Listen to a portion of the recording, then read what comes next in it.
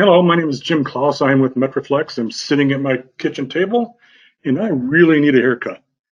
But today's topic is anchor load calculations and guide spacing requirements. So right off the bat, let's start with there's three major loads that make up your anchor load. The first and usually the largest is the pressure thrust, or sometimes called the hydrostatic end load. And this is simply the effective area, the mean diameter of the bellows, times the highest pressure you're going to see, and that's usually your test pressure. And this is the load that's kind of a sneaky one that sometimes people often overlook and get in trouble by missing. The second major load is a deflection load or a spring load. And this is just the force it takes to bend the corrugated stainless steel bellows. You find this by finding the spring rate of your joint and multiplying it by its full movement. The next major load is the frictional resistance. And to find this you multiply the total weight of the pipe and the fluid inside by 0.3. And this force is the friction to overcome the friction of the guides and supports. Okay, so let's go ahead and get started with a calculation. We've selected, for example, a 6-inch metric gator with 4 inches of axial movement. That joint has an effective area of 58.9 square inches and a spring rate of 269 pounds per inch. To find the pressure thrust, we multiply the 58.9 times the test pressure of 150 psi to find 8,835 pounds. Next is the spring rate. We multiply the spring rate by the movement. That's 269 times 4 to get 1,076 pounds. Okay, so we did some math and we found that the friction force is 2,361 pounds. So we add those three components together and we get 12,272 pound anchor load. And just by comparison, that is the weight of 2 Cadillac Escalades and a Yugo. So whatever anchor you put on that line, that's the force it's got to withstand.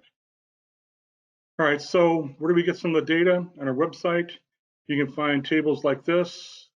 And there's our 6-inch metric gator with 4 inches of movement, 269 pounds per inch spring rate, the effective area of 58.9. Next is our guide table, and this is the Edgement table. This is the Expansion Joint Manufacturers Association, and this is the table that everyone should be using. So for our example, our 6-inch pipe, the first guide is at 4 diameters, second guide at 14, and additional guides are spaced at 40-foot intervals, and we do that. We use the test pressure here again as well. And all this information can be found on our website, www.metroflex.com. All right, some other notes. If it's curved pipe, those guide spacing for straight pipe doesn't apply. There's a lot more loads. Ideally, we'd like to model this because there's a lot of variables, pressure, the arc of the curve, and things like that. If you needed a quick answer, I would cut your guide spacing in half, all right? Also risers, that guide table is for horizontal pipe. If you make it into a flagpole, there's a lot more different loads. And if you have a riser situation, give us a call. That's a whole different presentation here. Also, this is why you guide. This is an internally pressurized joint, and it actually took a while for this to happen. But if you do not guide, this is what can happen to your joint.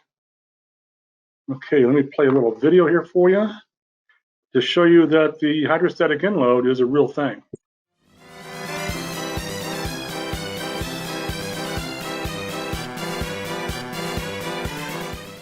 And if you thought that looked like a rubber joint, it did look like a rubber joint.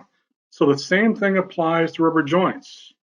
All right, so to control the pressure of the hydrostatic end load, rubber joints either use control rods or cables. Also, if you happen to be using a rubber joint like an expansion joint, you need to do the guides and the spacing just like another expansion joint. All right, so if you don't do it right, this is what can happen.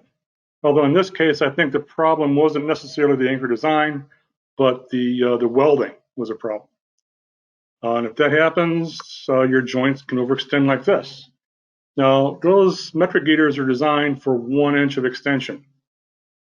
And you can see clearly the one on the left is way overextended, and that joint has been damaged and needs to be replaced. Let me explain why.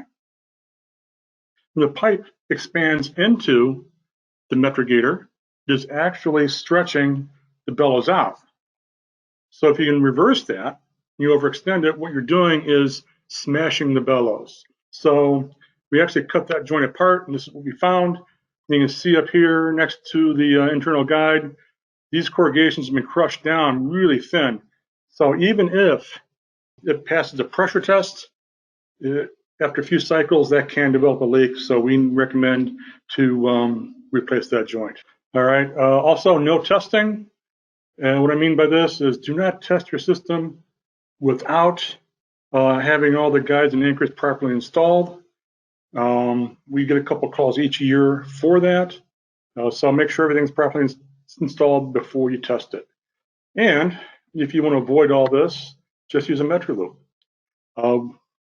Eliminates most of these problems. So that concludes our anchor load and guide spacing talk. Thank you very much for your attention.